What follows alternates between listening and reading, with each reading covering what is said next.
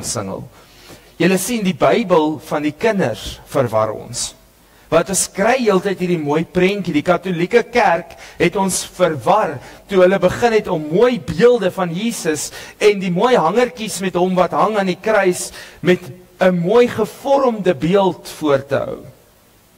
Terwyl die woord sê, toe hy aan daai kruis gehang het, was hy onherkenbaar as mens. Die woord sê in die profetiese boeke, dat aan die kruis het hulle gewonder of dit 'n dier of 'n mens is. Die kinderbybel prentjie van die prys, mense, is nie die prys wat daai baba betaal het nie. Hy was geslaan, hy was gemartel gewees. Wie van julle het Passion of the Christ gekyk?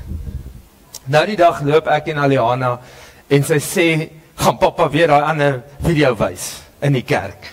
Ek sê, watter video? Sy sê, want ek kan nie dit kyk nie.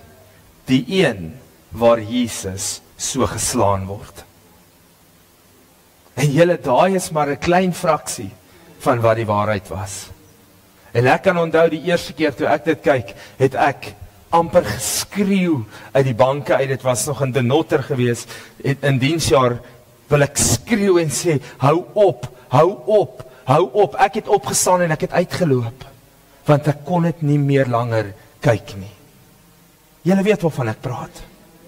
Vandag gaan ons aan om te sê, daai baba het predestined geweet hoe lyk daai prys. En ek gaan dit vanmôre vir julle bewys. Daar is soveel onsigbare oorlog wat plaasgevind het van die begin af, maar veral toe Jesus gebore was. Die boek Openbaring beskryf dit baie mooi, en ek lees uit hoofstuk 12 uit van vers 1 tot 5, wat 'n dramatiese beeld is van 'n vrou wat dan nou deur 'n draak aangeval word om die kind te verslind. Kom ons lees dit gou-gou. En 'n groot teken het in die hemel verskyn, 'n vrou wat met die son bekleed was, en die maan was onder haar voete, en op haar hoof 'n kroon van 12 sterre, en sy was swanger en het uitgeroep in haar wee en barensnood.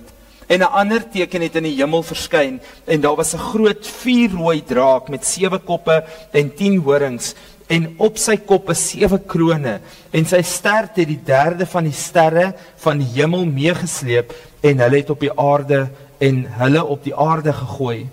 En die draak het gestaan voor die vrou wat op die punt was om te baar, sodat hy haar kind sou verslind sodra sy gebaar het. En sy het 'n manlike kind gebaar, wat al die nasies met 'n ysterscepter sou regeer, en haar kind is weggeruk na God en na sy troon toe. Nou, ek wens ek het tyd gehad. Julle weet, ek preek nie graag uit die metaforiese boek van Openbaring nie, maar ek wens ek kon elke simboliek vir julle verduidelik. Maar kan julle hoor dat aan sy stert was 'n derde van die sterre gewees, wat op die aarde gegooi is. En dit is verteenwoordigend van die derde van die engele wat uit die hemel uitgewerp is, om saam met die duiwel nie te regeer op aarde nie. Moet nooit daai fout maak nie. As iemand ooit vir jou sê, maar hierdie aarde is die duiwelse koninkryk, dit is nie. Hy was nie hier aangestel nie, hy was gewerp. Hier in Openbaring skryf hulle ook, hulle is gegooi op die aarde. Nou sê julle gou vir my, as jy iets neergooi, dan stel jy mos nie daai ding aan nie. Is ek reg? Die demone en die duiwel regeer nie op aarde nie, maar daar was heeltyd hierdie onsigbare plan wat Jesus se lewe bedreig het. En dit was van die begin af dat hy geregeer het die mense om probeer vat, het in Jesus se hart in die shadow mission die Messias aangekondig, maar dat dit sonder pyn moontlik kan wees, en die versoekinge wat na sy kant gekom het, totdat dit op die plek gekom het, waar hy aan die kruis hang, en hy sy lewe moet gee, en die vyand nog steeds aktief probeer, om hom uit die plek uit te kry wat die prys betaal. En ek sê weer, dit was sy samestelling. If you were created for something, and it's been taken away from you, dan sal jy alles in jou vermoë doen, of om dit terug te kry, of om ander mense weg te hou daarvan af. En dit is waarmee die duiwel besig is. Van die begin af was Jesus se lewe bedreig gewees. Die moordplan van Herodes En julle moet verstaan, ons sit hier vandag, ons lees die Bybel en ons sê, Herodes het gehoor van die koning wat gebore is, en hy het gesê, laat al die seentjies uitwis, doodgemaak word, sodat daardie koning doodgemaak word. Onthou net, in daardie tyd sou Herodes dit nie aan die volk verkondig so nie. Hy sou mos nooit sê, iewers onder julle is die koning gebore, ons gaan almal se seentjies doodmaak om seker te maak hy is dood nie. Dis nie hoe 'n leier reageer nie.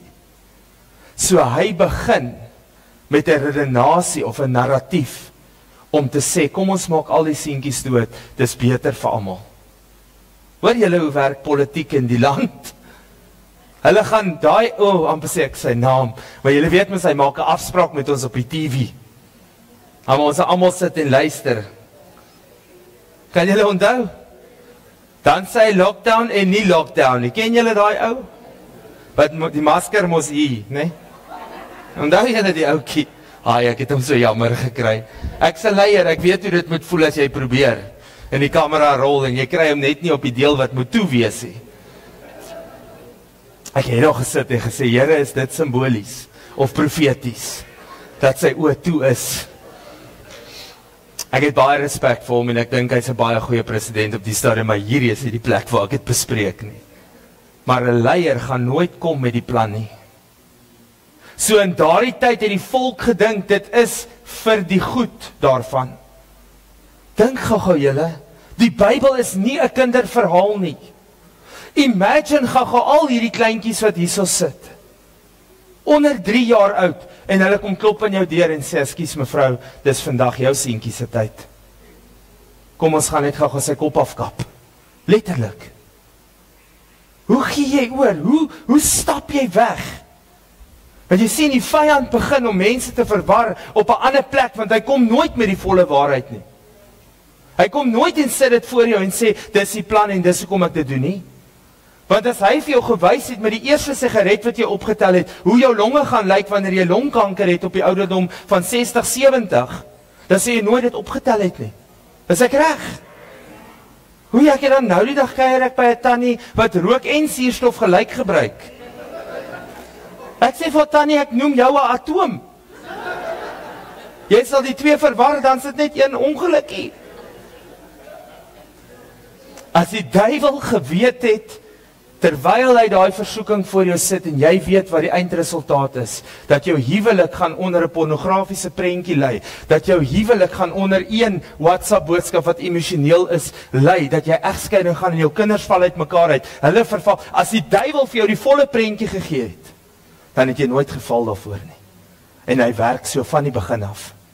Herodes was nie die een wat die besluit geneem het nie. Dit was die vyand wat die moordplan opgebring het, sodat Jesus uitgewis kon word, as 'n klein babietjie, sodat hy daai prys nie betaal nie.